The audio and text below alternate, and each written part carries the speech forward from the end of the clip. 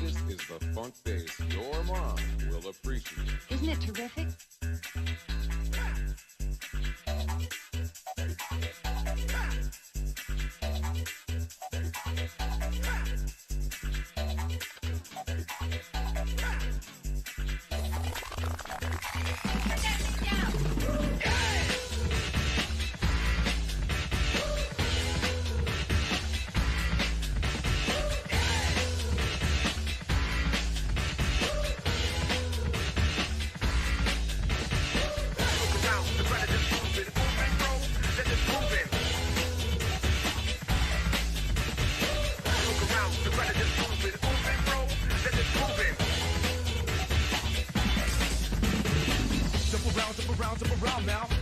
Jump up and get down. Jump around now. Jump up and get down. Jump around now. Jump up and get down. Jump around now. Jump up and get down. Jump around now. Jump up and get down. Jump around now. Jump up and get down. Jump around now. Jump up and get down. Isn't it?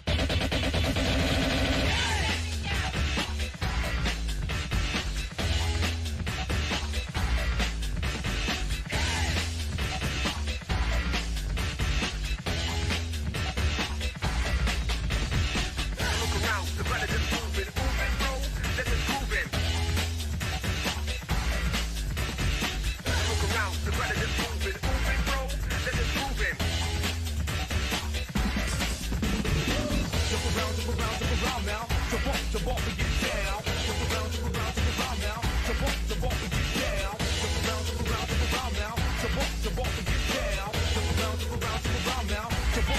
get down. Jump around now. Jump up and get down. Jump around now. Jump up and get down. Jump around now. Jump up and get down. Jump around now. Jump up and get down.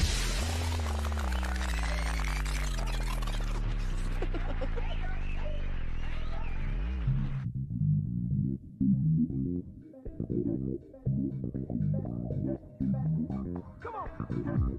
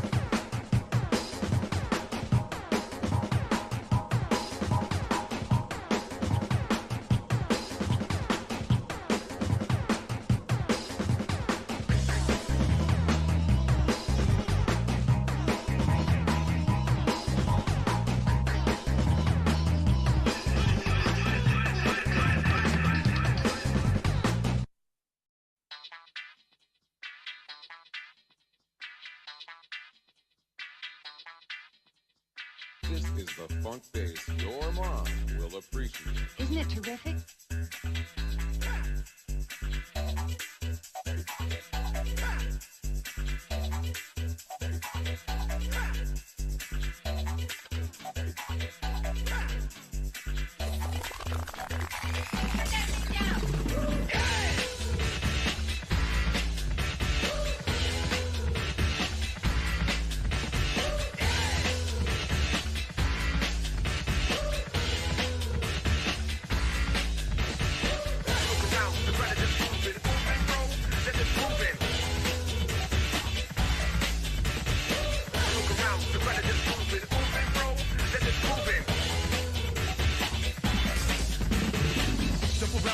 Jump around now. Jump up and get down. Jump around now. Jump up and get down. Jump around now. Jump up and get down. Jump around now. Jump up and get. All right, what's going on? I think we are actually live now. Yes, we are. All right, fantastic. Yeah, what's going on, everybody? Hope you're all having a great Thursday evening or Friday morning, whenever you're actually watching this. But hey, we're closing in on the end of the week. I hope you'll have some great plans for this weekend. Me and my wife will be going off to see a really nice play this Sunday. Should be very nice, should be very exciting, should be very fancy, which she always, of course, enjoys. However, of course, it won't be as fancy as what's going on right now over in Davos, with the World Economic Forum happening. I mean, talk about fancy. I mean, they have their private jets. I'm sure they are having just amazing dinners. Don't forget, if you didn't see that one news story, they flew in a bunch of ladies of the night to help entertain the guests, it looks like. Yeah, I swear, they're probably having a great time over there. Talking about all sorts of crazy stuff too, right? I mean, they're talking about stuff on the climate too. Well, a big thing I want to talk about today, which is free speech, because, well, they don't exactly care too much for it, it seems. They have a couple of choice things to say about ways that they can not get rid of it, mind you, but just curtail it, because they still care. They still want free speech, just not for certain. They just want to curtail it a little bit. That's all. I swear, that's all. But I mean, they're not alone in it. We have Representative Sheila Jackson Lee actually putting forward a bill that would make it illegal, mind you, for white people to dare criticize any minorities. Right? To criticize minority groups would now be illegal under Sheila Jackson Lee's bill. Now, mind you, Sheila Jackson Lee, if you don't remember, she's the woman who thought Neil Armstrong landed on Mars. Neil Armstrong landed on Mars. They were looking at Mars and she asked, are we going to see where Neil Armstrong planted the flag? And just, these are the people who are making the laws of this country. So she's putting forward this bill that will make it illegal for any white person to dare criticize either Black Lives Matter or immigration policy, or how about this, just anything that might be deemed offensive to any major group of people, which, as we know, that's so easy just to accidentally do these days. But as crazy as, Representative Sheila Jackson Lee might be, at the very least we have good people in office too, like Ron DeSantis, who is actually helping able to stop CRT from being introduced into a lot of the Florida schools. Now, of course, he's getting a lot of hits for this, but hey, it's fantastic to see he's doing what he needs to do, right? Because let's face it, CRT really still is a major thing happening in all sections of education. So we have some stuff on that, as well as I do want to go ahead and mention the fact that I was wrong about the Crowder stuff. I was saying during the last stream that I didn't think that contract came from the Daily Wire. I was assuming that it probably came from maybe like Fox News was trying to do something different, Newsmax, One American News Network, one of those organizations I thought would be the ones who were sending some of the stuff in the contract. And I did say I didn't think the contract was all that bad. I've seen a lot of crazy contracts out there, but I really didn't think it was the worst ever. But there was that one section that was, well, let's face it, it was a pretty terrible section, which was the if he gets boycotted and loses some of their some of their advertisers, that he then gets punished for it, which of course gives incentive for the left to continue their boycotts. I didn't think the Daily Wire would include it. Turns out they did. I was wrong, and Jeremy Boring released a almost hour-long video on the whole thing, which was very actually enlightening. I was actually very happy to see them actually address this stuff head on, which is creating just definitely a whirlwind going on over there. But let's go ahead and jump real quick over to the World Economic Forum, because again, they really are being very open with their disdain for free speech at this point. So we got Richard Edelman here, CEO of one of the world's largest PR company, talking about what they need to do to ensure basically that free speech doesn't exist on public platforms like Twitter or Facebook or any of those. So real quick, I'll just play this clip for y'all here. I mostly work with business. That business needs to do is deprive platforms that spread disinformation of oxygen. Stop advertising. Pull your promotion money. Make sure that they understand that they have a consequential impact on society. And the boycott of Twitter for several months has had a modest impact, but I think the Facebook one failed. But the necessity of getting it right in the platforms that are probably primary source information for a third to 40% of people is urgent. So I think. So he's talking about depriving these platforms of oxygen. He's asking these businesses, mind you, not to make a business decision, but a political decision. He's saying, of course, that it is part of their responsibility to the world, basically, to stop these companies from allowing people to speak freely.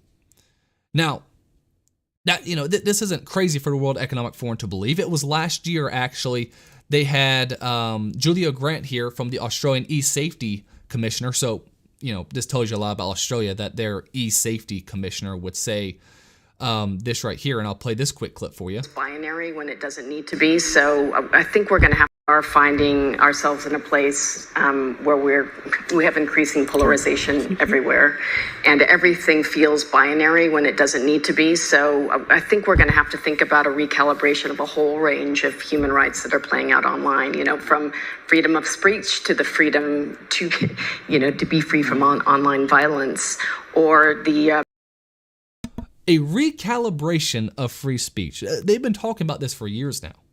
They've been talking about this ever since the World Economic Forum has started. They started talking about the idea of what they can do to basically almost in a way change what free speech is. Because here's the deal. There's no such thing as a recalibration of free speech. That doesn't exist. You have free speech or you don't. That's all there is to it. You can't have, we want free speech except. There is no except. It's free speech or you are against free speech. There is no recalibration. There is no hate speech clause. There is none of this. If you don't believe in free speech, they need to come out and just say they don't believe in free speech. But the reality is, of course, they understand that by just coming out and saying, no, we hate free speech, it would get a lot of kickback, or it would get a lot of, people would definitely fight back against that. People still want free speech all in all. Even ones who think, or even ones who really don't think they do, right? Even ones who want laws for BS like hate speech, they still think they want free speech. So when the World Economic Forum and these politicians come out and say, we're for free speech, but just not hate speech, they know what they're doing. They know they're tapping into our desire to want to be able to speak freely, while at the same time saying they don't agree with it. And again, they've been saying this for quite a while. But the interesting thing here was this year, they had an FBI director just completely talking about the fact of how they were collaborating with the private sector to make sure that certain technology doesn't get into the wrong hands when it comes to social media platforms. The sophistication of the private is improving, and particularly important, the level of collaboration between the private sector and the government, especially the FBI, has, I think, made significant strides. Pretty much every technology we could talk about today, we see both great opportunity but great dangers in the wrong hands. And I think the sophistication of the private sector is important. So we have an FBI director openly talking about the fact of course, they don't want these platforms falling into the wrong hand.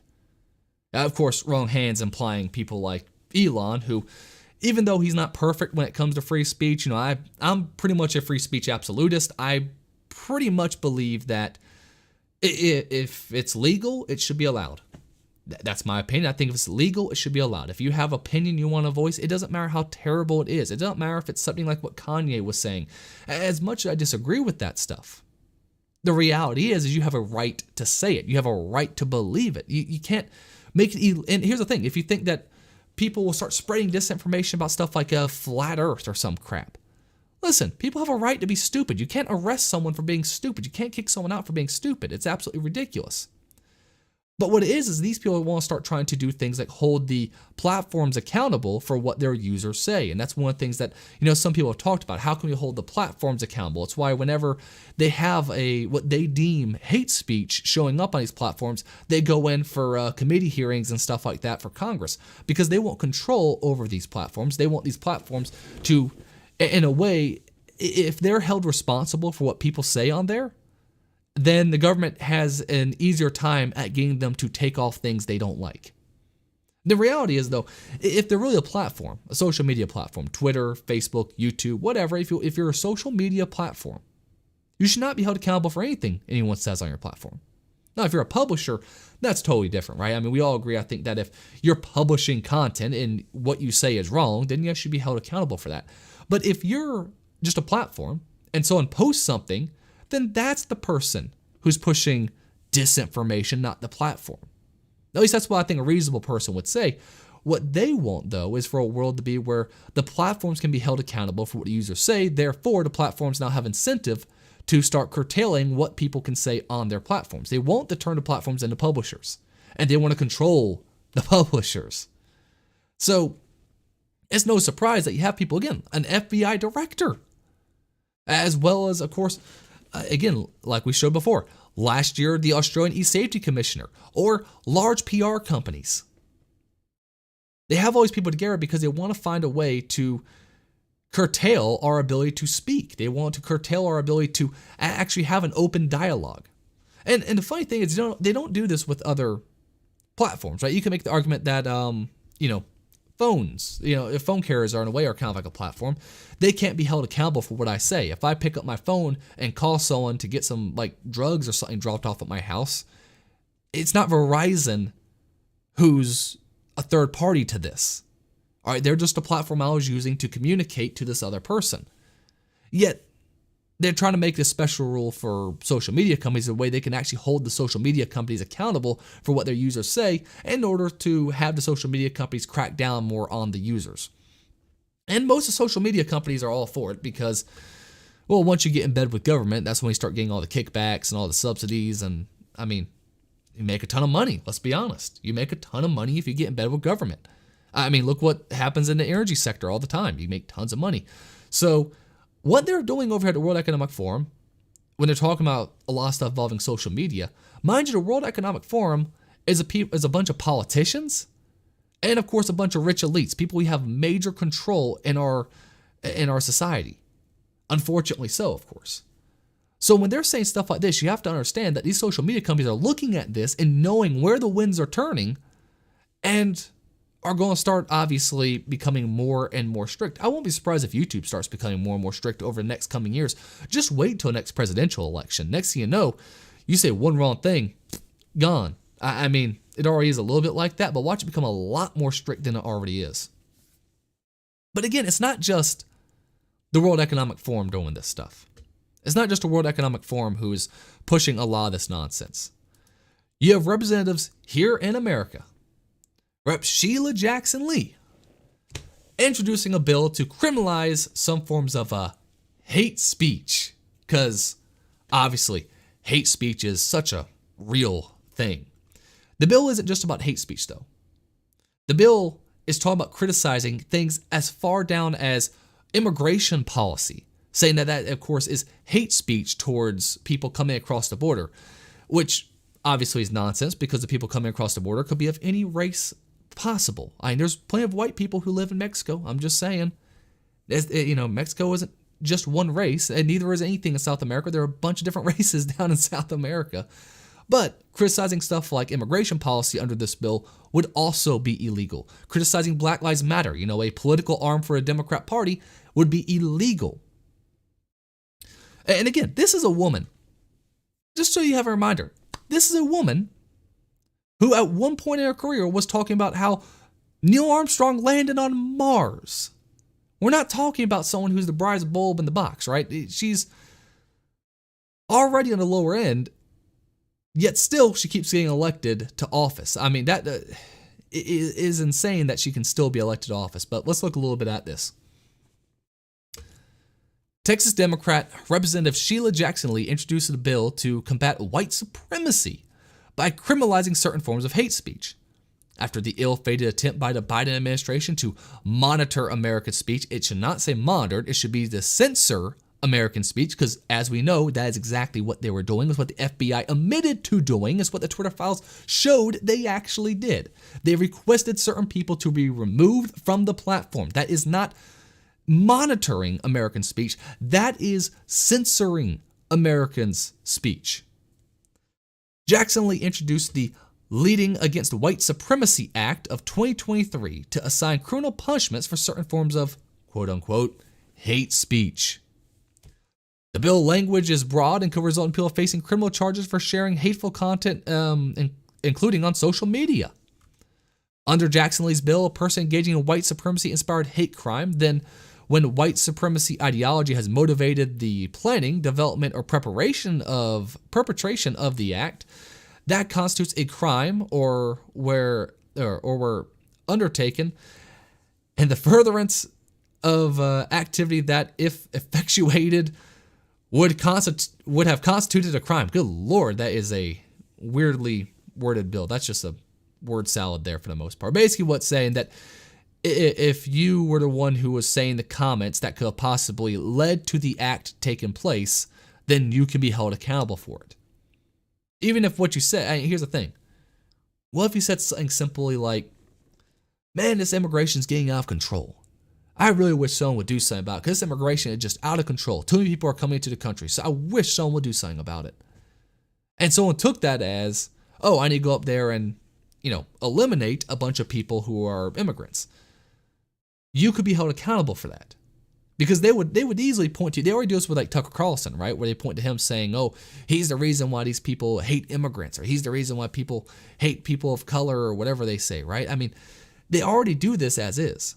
They're just finding a way to criminalize it at this point. They've already tried to put blame on it, now they're trying to criminalize it. They're trying to criminalize words. They're trying to criminalize free speech. The bill would impose criminal penalties for anyone who published materials advancing white supremacy. Mind you, this just covers white supremacy. All right, this doesn't include black supremacy.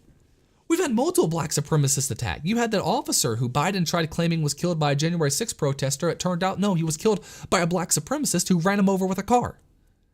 Are we going to look at Louis Farrakhan and arrest him for his hate speech? Well, why are we not going after Louis Farrakhan? Why are we just looking at the white supremacy stuff? Asian hate crimes are mostly perpetrated by black supremacists, well, not white supremacists. So why would we be going after just one race of people? Just saying. The bill would impose criminal penalties for anyone who publishes materials advancing white supremacy ideology, antagonism based on replacement theory, or hate speech that vilifies or otherwise directed against a non-white person or group, and such published materials. If it was read, heard, or reviewed by a person who engaged in the planning, development, and preparation or perpetration of a white supremacy-inspired hate crime. Again, why is this only going for white people? Why not all races? If you're truly against hate crime, then you would say any hate crime, done, finished with that. But no. They're going specifically after white people. And they're talking about replacement theory. Who pushes the replacement theory? I mean, honestly, who pushes the replacement theory? Because I hear it on the left all the time. I hear people on the left talk about how great it is more people of different races are coming into the country, and how great it is that white people are becoming a smaller demographic. All right, the only people I really hear talk about replacing white people is the Democrats on most time. It's Democrats who are mostly trying to go out of their way to push this idea that, yes, we need to get rid of certain races of people to a certain regard. They're the ones talking about it openly. And yet, if you call them out on it, now that apparently would be a hate crime. It's mind-numbing. It makes no sense. Jackson Lee's office, didn't request for comment. The bill dropped as the GOP-led Congress marches forward into a new term after a turbulent week. Okay, yeah. Getting Kevin McCarthy elected Speaker of the House. So here's the thing. Will this see the light of day? No, this bill will not see the light of day. However, the fact that they are so comfortable now openly opposing free speech, the fact they're so comfortable with openly targeting a certain race of people, it really is starting to show where the left really is now. How far left they've gone. They're no longer even remotely in the same arena as people who actually believe in the Bill of Rights.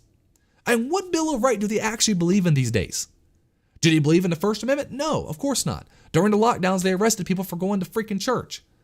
What are they doing now? They're trying to pass a bill to make hate speech illegal. Of course, who defines hate speech? Oh, that's right, they do. So there you go. Freedom of religion, freedom of speech. No, they don't like. Freedom of press? Of course they don't like that. They're putting it right here that if you sat there and reported on something and people took that reporting and said, hey, you know what? I should do a terrible crime because of what I heard heard this person say on the news. They can go after that person on the news now. So they don't believe in freedom of speech, don't believe in freedom of the press, don't believe in freedom of religion. Do they believe in Second Amendment? Hell no. Hell no, they don't believe in Second Amendment. Do they believe that you shouldn't be able to quarter your troops, forcibly quarter your troops? Well, actually, no, they don't. They opposed even that because during COVID, what did they do? They said, hey, you can't evict people out of properties. Well, guess what? Some of those people are in the military, which means that by law, you were forcefully making it so people had to have people in the military in their properties. All right, that's still in violation of that. What, do they believe in due process? Of course not. Did they? Look what they did to Kyle Rittenhouse. They didn't want any due process for the kid. They were trying to go after him right from the get-go. The Democrats don't believe in any of the Bill of Rights for the most part, except when, of course, it helps them. And so it's no surprise, of course, they would do this, which is openly racist, which is openly anti-free speech. Again, this doesn't go against hate speech.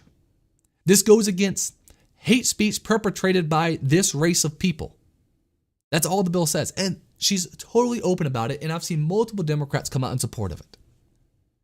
That is how far the Democrats have come. And they keep trying to push a bunch of racist crap everywhere they can. Luckily, we have some people fighting it. We have people like Ron DeSantis. Now, I know some people don't like DeSantis. Some people are very, very, very heavily Trump to the point where they basically said, I don't care about DeSantis. Trump 2024 doesn't matter. I mean, don't get me wrong. Would I like to see Trump in office again? Sure. But God, the more DeSantis does, the more I really, really want to see him run for president, because I just doing a bang up job in Florida. Let's be real. It's amazing. He right now is the lead figure on the right. Because think about what was Trump really done recently? Trump's definitely a kingmaker. Do not get me wrong. And if he runs, he has to win the primaries. I'm just going to say, if he runs, he has to win the primaries. Because if he doesn't, there are certain groups of people who will not vote for anyone other than him. If he loses in the primaries, those people will not go and vote for DeSantis. They will not vote for Ted Cruz. They won't vote for Rand Paul. They won't vote. They're not going to vote for any other option. They're going to say, ride or die for Trump. They will write in Trump when they go to the ballot box. So, I mean, if Trump decides that he's going to follow through and actually run, I'll probably vote for him in the primaries just because I think it's better than the alternative. But I would rather see DeSantis. And it's because while Trump is just kind of sitting back and, again, not really doing that much right now, except for, of course, telling people to vote for Kevin McCarthy. That's a whole nother issue. DeSantis is opposing the critical race theory being pushed over in Florida. And The Hill here has talk about an outrageous article. they're saying the DeSantis administration rejects AP African American Studies for Florida schools. Now, that sounds bad. Oh, he's rejecting African American study. Oh, so terrible. He's not wanting them to talk about slavery. Isn't that terrible? No. The curriculum that was built into that was based on a bunch of lies. The curriculum that they were talking about in this African American study for Florida schools, it included things like the 1619 Project, which is just a flat out fiction of history, right? Just absolute fiction. They're trying to find different ways to get critical race theory into schools without, of course, calling it critical race theory. But we'll get to that in just one second, because I have the book on critical race theory right here. All right, I have the book. I actually encourage other people to read through it because it's good to know what your opponents are talking about. And, it's funny. A lot of people think critical race theory is this kind of newer thing that's been in our society. Listen, this book, the original, this is edition 2. The first edition of critical race theory was written in 2001. The guy who wrote it, Robert. I was going to say Robert D'Angelo. No, not them. Richard Delgado, the person who wrote this and considered one of the founders of critical race theory, he was born back like in the 1930s. All right, critical race theory has been around for a long, long, long time. It's only just now gaining steam. It's been very popular in the communist circles for quite a while, but it's just now starting to gain, a good amount of steam. And again, I highly encourage people to go buy this book because you'll see just how awful and terrible these views are when you actually read it from their own words. And again, that's Critical Race Theory, Richard Delgado. This is the second edition, has a lot more info in it, and also still includes a lot of excerpts from the first edition. A absolutely terrible and awful book, mind you. But let's look back at DeSantis here for a second. So Florida Governor Ron DeSantis administration has sent a letter to the College Board rejecting the new advanced placement of African American Studies course. In a letter to Brian Barnes, no relation by the way, Senior Director of the College Board Florida's partnership, the Florida Department of Education said the content of this course is inexplicably contrary to Florida's law and significantly lacks educational value. That it does. In the future, should College Board be willing to come back to a table with a lawful, historically accurate content, FDOE will always be willing to reopen the discussion. The letter signed by the Department Office of what is that? Articulation? Okay. I didn't expect there to be an office of that. It did not name which law the course violated or what part of curriculum it was objecting to. When reached for comment Thursday, the department didn't answer those questions. Okay, here we go. Florida has banned schools from teaching critical race theory, which aims to understand race in America. Most experts on the subject have said it is not taught in elementary or high school, but opposition to the concept has become a rallying cry for Republicans, except it has been being taught in our damn schools. We're seeing video after video of it. We're seeing video after video of books where, like the whiteness contract laid out, where the white devil, literally a white devil, has a contract talking about what white people get in society that black people don't. All right, the ideas of critical race theory are implemented in these schools. It's not so much they're teaching, they're not opening up this book. All right, that's true. They're not opening up this book. They're not studying the philosophy of critical race theory. They're implementing the philosophy of critical race theory. That is how they're getting away with it. However, in some cases, they are some cases they are implementing just the actual study of the philosophy, as we know thanks to Project Veritas. Now, I'm not going to play this whole thing because it's an 8-minute long video, but I really encourage everyone to go look at it. But here's the beginning. If I can get it. You know what's going on? I always have a good salesman, but I'm also, if you don't say the word critical race theory, you can technically teach it. And it's amazing how you've gotten schools to purchase a curriculum. And they don't even know what's going on. I always have a good salesman, but I'm also an evil salesman. Like, so bad. So the public schools have the state funding, right? They do. So the state is basically paying for your curriculum without knowing what's in it. Does your curriculum have critical race theory in it? Yep. And the government doesn't know. And they have no clue. And I'm like, this is good. In order to make sure it's under the radar, how do you... This is DEI work. Schools enjoy... Okay, so again, highly encourage people to go look at this video in its entirety because it's an 8-minute long video for this segment post here. And of course, always go and check out Project Veritas. I mean, They really are probably the last like real journalist out there really doing actual work like this. But he's openly saying that critical race theory is taught in schools so long as you don't call it critical race theory.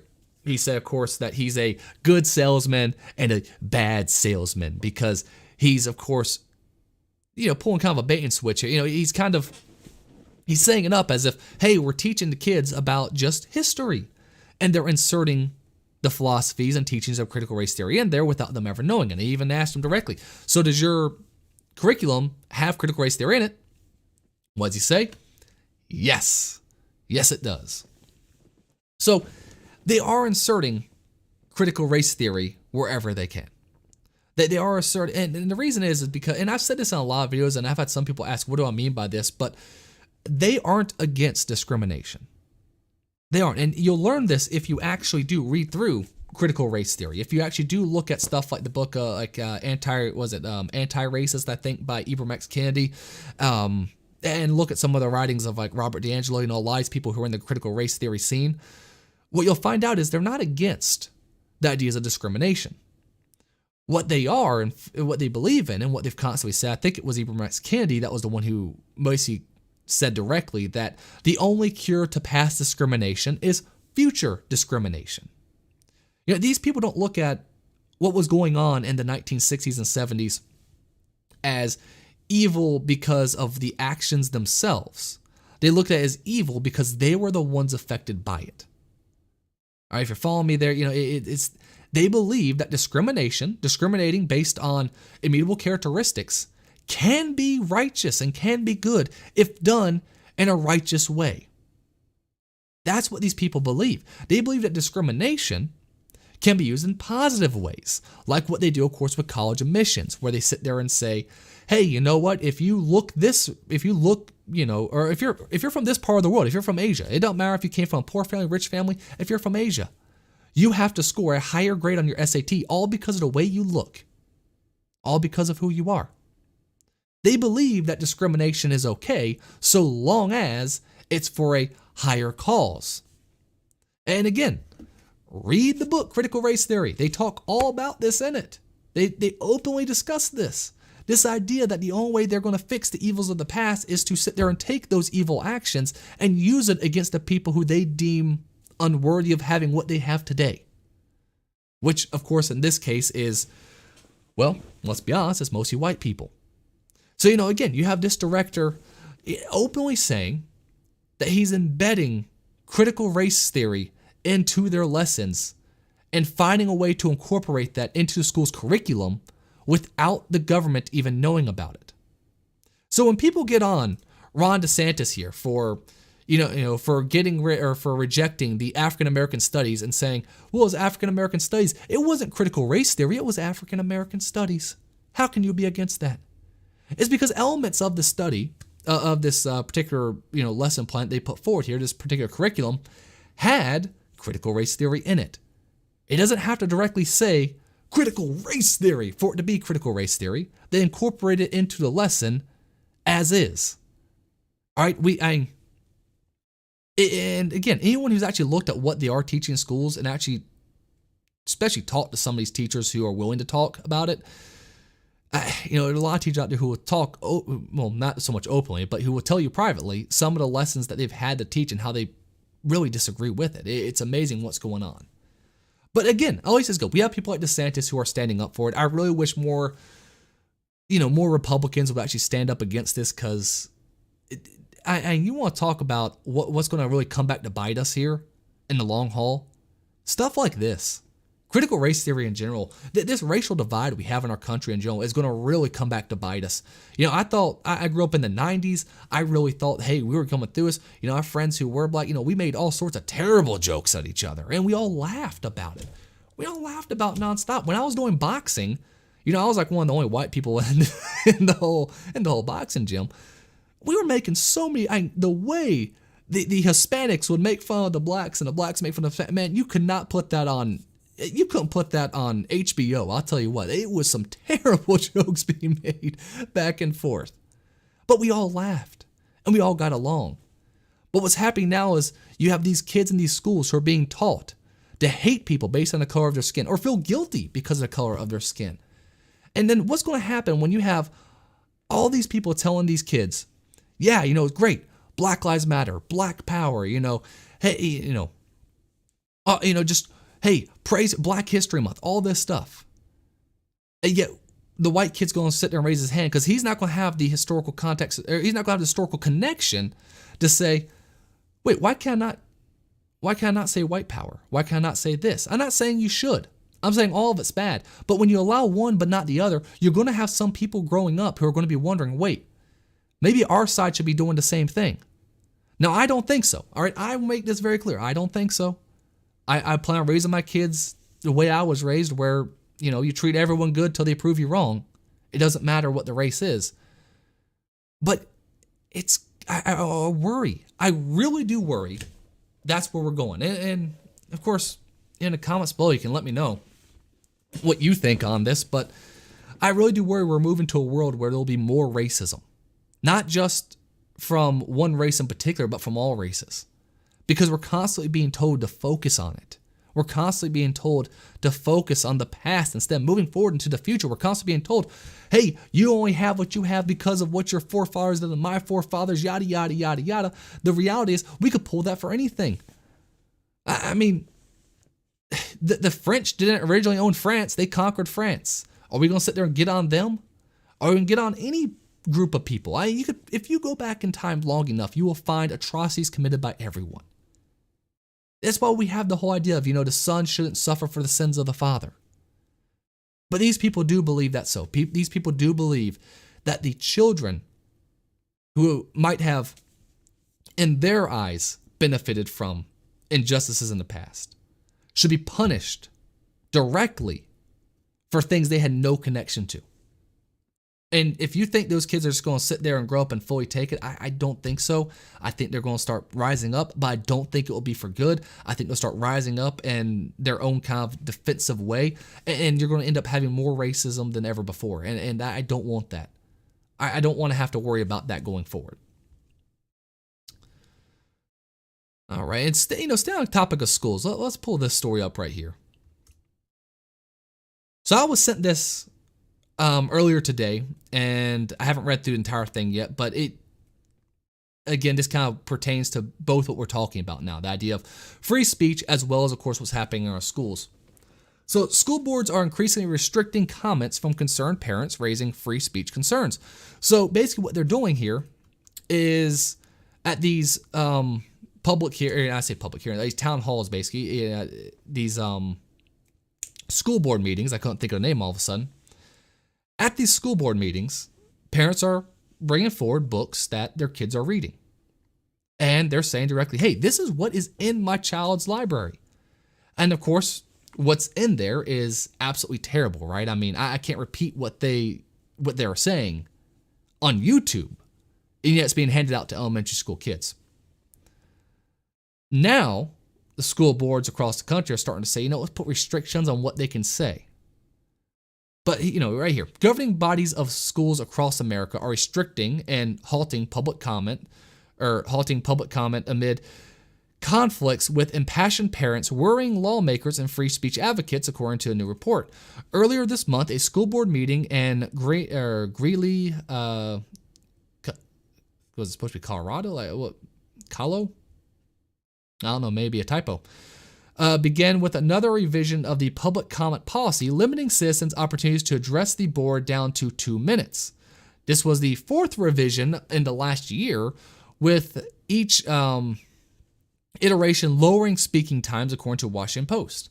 In September, a woman at the board meeting read a passage from Tom Morris's "The Bluest Eye." I haven't looked at that book. Found in her kid's school library, which described a father. Oh, good Lord. Good Lord. Okay, it's a good thing I've never read this book. Describes a father just harming his daughter. You can see it on screen. The school superintendent claimed the woman was attempting to horrify the audience. Oh, I wonder why. Horrifying the audience. A board member pushed for the public comment to be suspended.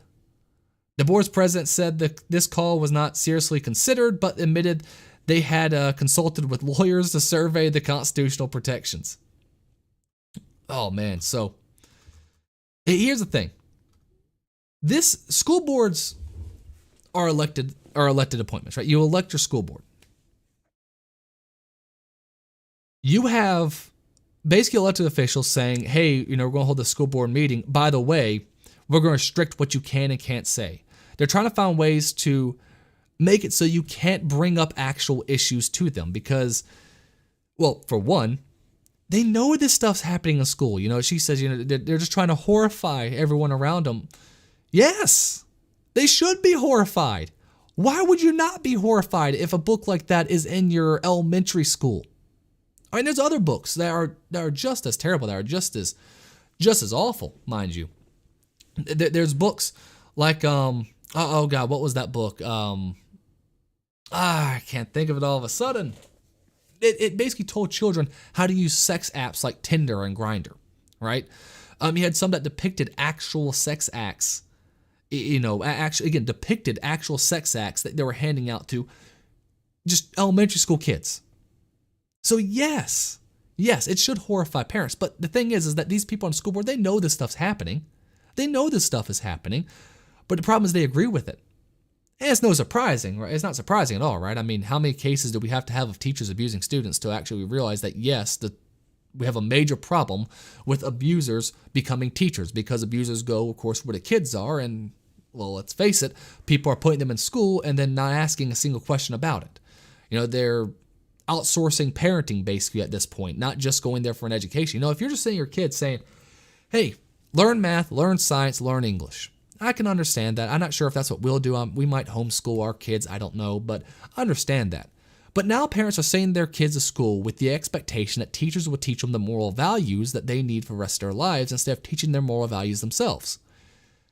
So of course, now it's easier than ever for someone who has terrible inclinations to get away with it. I mean, look at what happened in Chicago. Over 300 cases in 1 year in just Chicago alone. 300 cases in Chicago alone in 1 year. There is a major problem. And they're putting stuff, like these books in elementary schools because, you help numb these kids to these ideas. You numb these kids to, thinking that this stuff is completely normal, in which case then when you start making certain advancements, hey, guess what? The kid won't think twice about it. Again, 300 cases of that happening in Chicago alone. So don't tell me this isn't a widespread problem. This is all over the country. This is all over the country. Stuff like this is happening. And they're going as far as they can. It started with them saying, oh, we're having drag queen story hour. Oh, you're opposed to them just coming in and reading a couple books? Well, then suddenly that turned to drag performances, didn't it? And suddenly that turned to the kids also performing these performances. What they have done to education, they've public education was, it was dead to begin with, right? It was already a terrible system.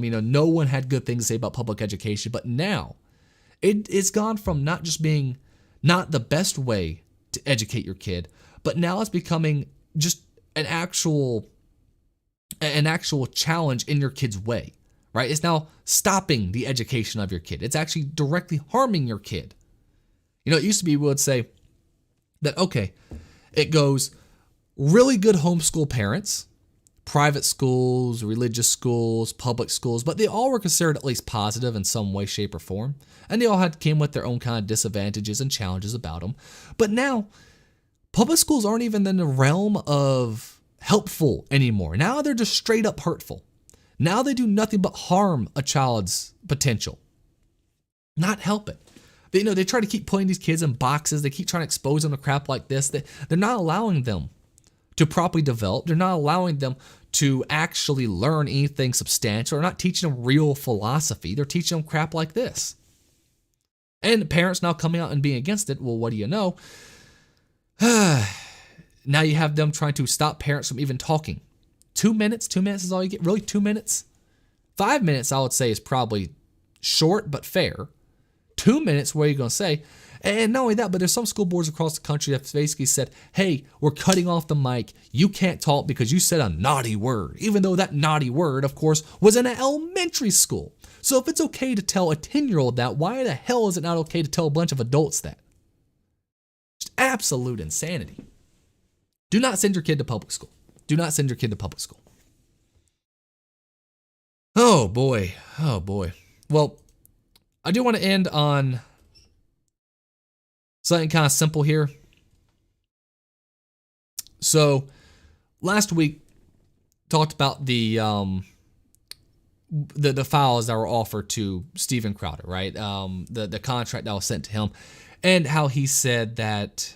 I wish I had the entire thing pulled up still. Unfortunately, I don't. But Crowder got this contract that had a bunch of clauses in it, and he went on like a war path against it. I mean, he really hit hard against it. And I was saying at the time that most of it seemed reasonable, right? Of course, they own your content because they're the ones paying for it. That obviously, there comes with certain restrictions to it. And I even thought the idea that, of course, that yes, you get penalized if you get banned off certain social media platforms because then they don't make as much money off you, right? Like that just kind of makes sense to me. But there was one clause in it that I said, this contract can't be from Daily Wire because this one clause alone, I don't see how they would ever be a part of this. It was that if you lost advertisers because of a boycott, because of something you said, they would penalize you. They would penalize you. So I said it wasn't Daily Wire. Turns out Jeremy Boring comes out with a full 60-minute video saying, yes, it was us, and here's why everything in the contract was the way it was. They also said, of course, that, listen, this was only the first one we sent in hopes that there'll be a back and forth. Turns out they were offering Crowder $50 million, right? $50 million. I mean, that's a lot of money. $50 million. Whew. A lot of money.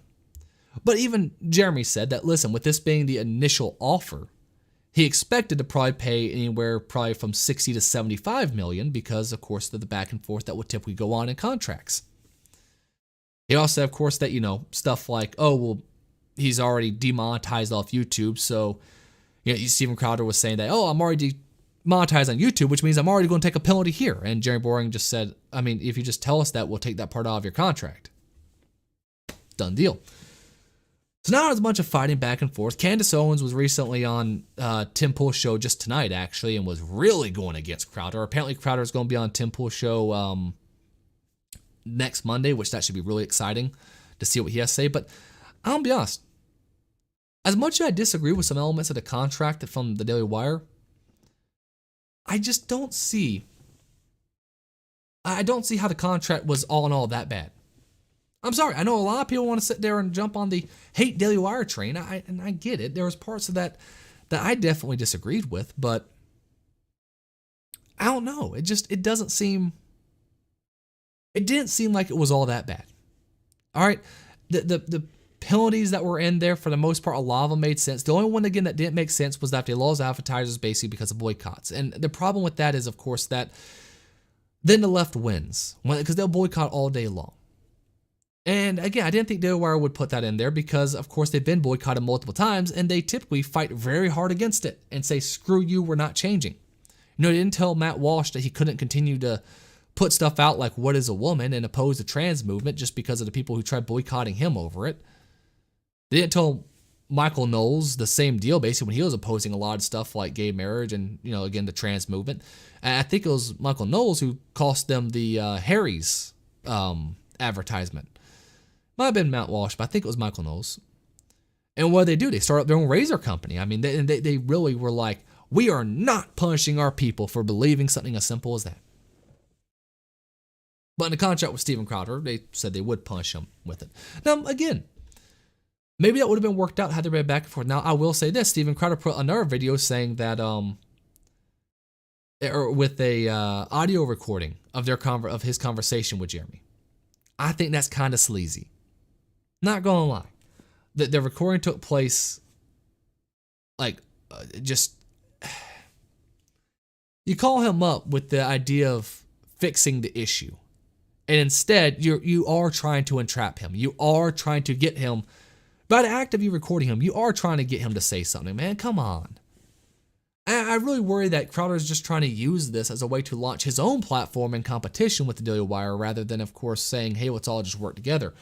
You know, again, he has. I don't think he shouldn't start his own platform. He definitely should, and I think it's a better option going to the Daily Wire. I think that decision's the right decision. But they made you an offer, dude. They just made an offer. You don't like the offer, don't take the offer. It's simple. I know he's saying that, oh, but what about the younger people coming up? Well, I mean, dude, Daily Wire has like 5 talents. What younger people are they really bringing in on this? And even then, they're taking it, if it's a younger person, that makes it even more pertinent that they would have some stipulations in there because they're taking a risk. With you, they're taking less of a risk. So I understand why you want that out. But with a younger person, they're taking a bigger risk. So yes, there's going to be some stipulations in there similar to that, where if you get banned off YouTube and we can't monetize it, then you're going to lose some of your money because they have less money. If they're bringing in less money, they have less money to give you. You're working for them. This isn't exactly so much a partnership. You are working for them. You're working as a contractor for them. So I'm sorry. I know everyone's hating on the Daily Wire, saying they're going to cancel their subscriptions and all that stuff. And I don't see it. I just don't see it. But what do you think? Of course, leave in the comments below. I'm going to go ahead and turn it in for the night. Hope you all have a great weekend, and I will, of course, see you again on Tuesday.